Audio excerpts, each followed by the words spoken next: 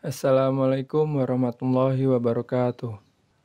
Baik, di sini saya akan mempresentasikan hasil dari kerja praktek saya. Tapi sebelum itu, saya ucapkan terima kasih sebesar-besarnya kepada Bapak Nahar Mardiantoro MKom selaku dosen pembimbing saya yang telah membimbing saya sampai ke tahap ini.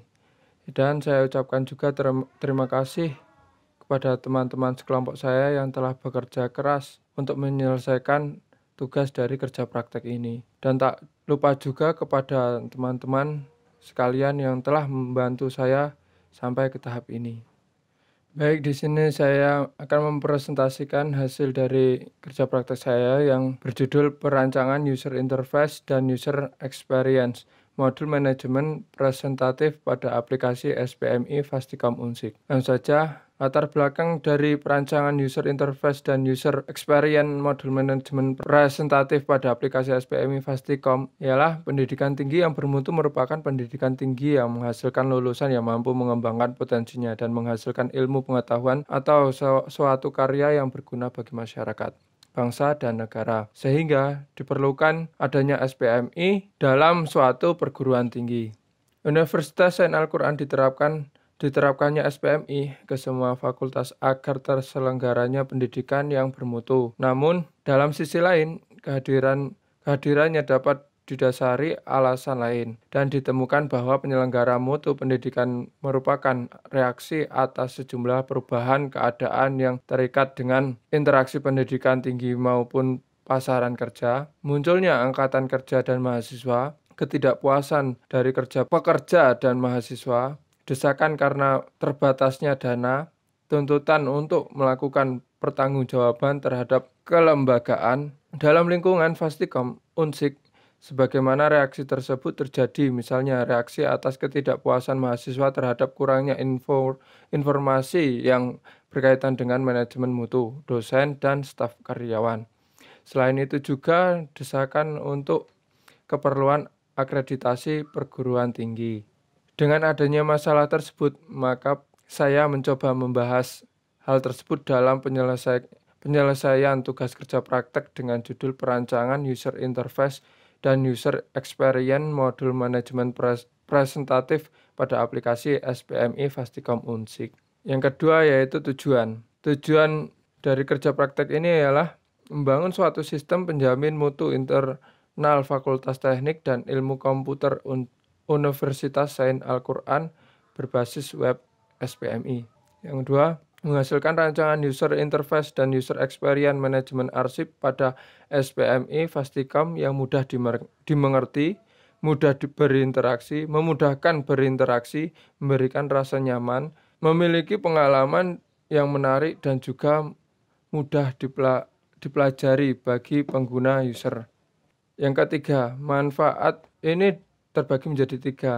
Yang pertama, bagi mahasiswa, yaitu membuka cakrawala baru tentang pentingnya dan bagaimana cara mendesain user interface dan user experience yang menarik, mengimplementasikan ilmu yang diajarkan selama di bangku kuliah, menambah dan melengkapi pengetahuan yang didapat dari bangku kuliah secara langsung selama melakukan kerja praktek.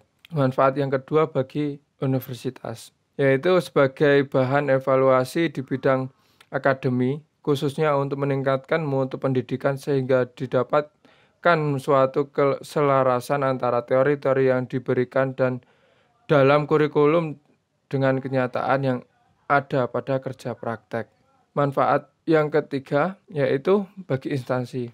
Manfaat bagi instansi tersendiri yaitu untuk Fasticom Unsik dibuatnya SPMI ini diharapkan dapat memelihara dan meningkatkan mutu Fasticom secara berkelanjutan, memudahkan admin ataupun user dalam mencari informasi yang terdapat pada SPMI, menjadikan SPMI yang mudah digunakan maupun dioperasikan agar pengguna atau user merasa tertarik, memberikan feedback pada implementasi SPMI sehingga dapat mendorong terjadinya peningkatan mutu Fasticom di masa mendatang.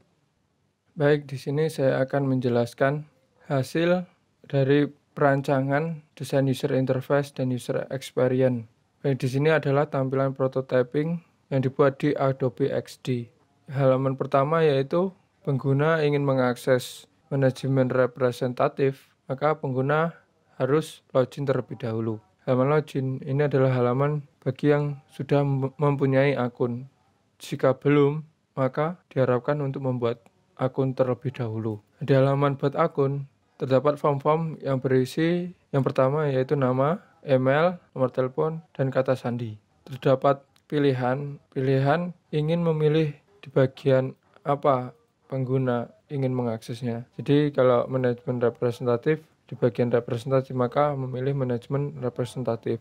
Jika sudah punya akun, maka kita tinggal login. Jika kita sudah menginputkan dengan benar, maka kita klik login, maka pengguna akan diarahkan langsung ke halaman profil. Di halaman profil ini tidak begitu banyak informasi yang ditampilkan, hanya berupa nama, email, dan tanggal dibuatnya akun. Jika pengguna ingin mengedit, maka kita mengeklik atau pengguna itu mengeklik foto profil di pojok kanan ini. Di sini terdapat pilihan profil dan edit profil. Jika kita klik profil, maka akan tampil halaman profil ini. Jika edit profil, maka akan diarahkan ke halaman profil, edit profil, halaman edit profil ini. Di sini kita hanya bisa mengedit nama dan foto profil. Jika sudah mengedit data atau ngedit nama sesuai keinginan dan foto profil sesuai keinginan pengguna, lalu menyimpannya itu kita dengan menekan tombol edit ini. Saya akan menjelaskan setiap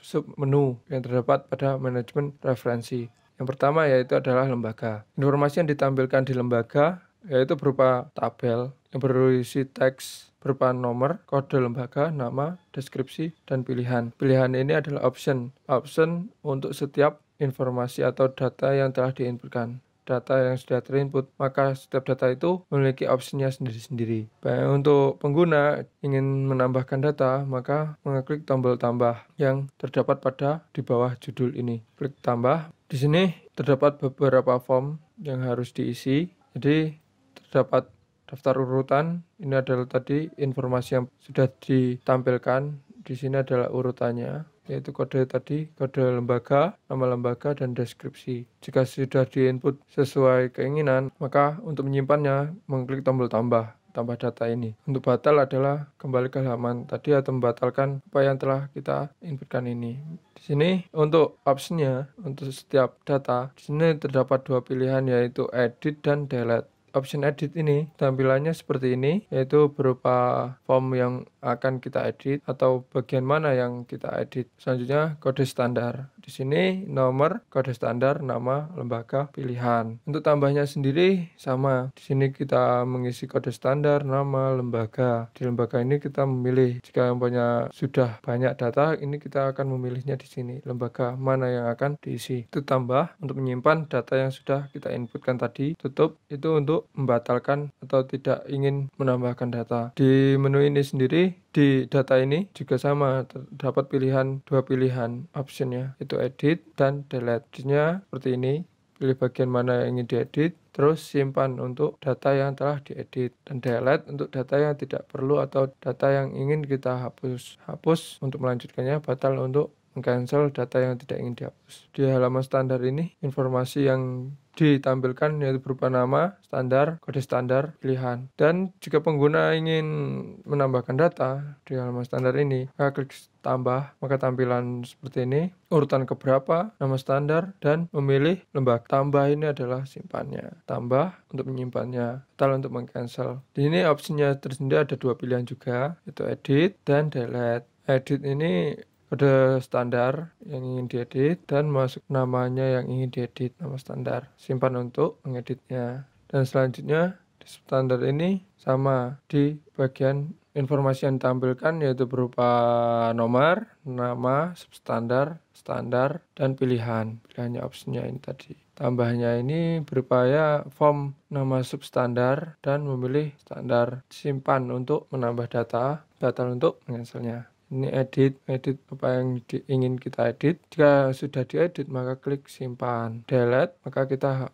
hapus dengan hapus datanya. Untuk submenunya sendiri sub standar maksudnya itu nomor, substandar, substandar, dan option. Di sini kita ingin menambahkan data atau pengguna ingin menambahkan data, maka klik tambah, terus substandar dan substandar program studi. Ini kita bisa memilihnya. Jika data yang sudah banyak, maka ini akan tampil mengikuti data yang sudah diinputkan di bagian substandar. Edit, di bagian edit ini juga sama seperti tadi. Ini juga bagian mana yang ingin diedit. Setelah sudah diedit, maka klik simpan. Data akan otomatis tampil di sini sesuai apa yang telah kita edit tadi. Bagian dokumen pendukung sini, ini kita menampilkan data, yaitu di pilihan opsinya ini yang agak berbeda. Di sini kita bisa download file yang sudah di-upload. Untuk tambahnya juga ya masih sama seperti tadi, cuman di sini kita memilih mana data yang ingin kita upload dan bagian mana yang ingin ditambah dokumen. Di bagian ini hapus untuk data yang tidak diinginkan atau merasa tidak perlu, ini hapus. Jadi setiap data ini memiliki option sendiri-sendiri. Ini bisa menampilkan data yang kita inginkan. Ini 15, karena datanya 15, 10 maka data akan tampil 10, 100 karena datanya tidak ada 100, kita akan tampilkan 10. Untuk data di menu matriks ini, informasi yang ditampilkan yang berupa nomor, nama standar, dan nilai. Nama standarnya ini tadi dari sini, standar tadi. Maka kita tampilkan, pilih nilai indikator. Simpan, batal. Kalau kita simpan, maka data akan tampil di sini. Untuk nilainya sendiri, di sini indikator matriksnya ini sebagai berikut. Ini beginilah tampilannya. Jika data sudah diinputkan sesuai keinginan, maka simpan. Untuk manajemen arsip yaitu masih sama tampilannya, cuman informasinya nomor, jenis dokumen, nama dokumen, catatan dokumen, waktu. Jadi jika kita tambah, maka kita ingin jenis dokumennya ini tadi bagian sini, jenis dokumen, nama jenis yang ingin kita buat dokumennya. Maka ini jika sudah diinputkan, maka akan tampil di sini. Di manajemen arsip, di arsipnya sini. Di sini juga akan tampil. Di sini jika tambah, memilih jenis dokumen, terus nama, mencari file arsip yang ingin kita arsipkan, satu waktu kapan kita menginputkannya, dan ini adalah catatan dokumen. Maunya dokumennya ini masih berupa Word atau apapun itulah, itu diberikan catatan di sini. Setelah itu sudah diinputkan dengan sesuai keinginan, maka simpan untuk menambah data ini, tambah untuk menyimpannya. Setelah itu ke tinjauan manajemen, diarahkan halaman tinjauan. Jika tambah, itu kita memilih dokumen arsip dan memilih standar. Simpan, tambah untuk menyimpannya, batal untuk membatalkan yang ingin kita simpan. Untuk pilihannya sendiri, untuk opsinya hanya satu, jadi kita merubah ini di bagian edit. Simpan untuk mengeditnya. Itulah sekian dari presentasi hasil rancangan desain manajemen representatif. Bila banyak kesalahan dan keliruan, mohon maaf yang sebesar-besarnya. Saya akhiri, wassalamualaikum warahmatullahi wabarakatuh.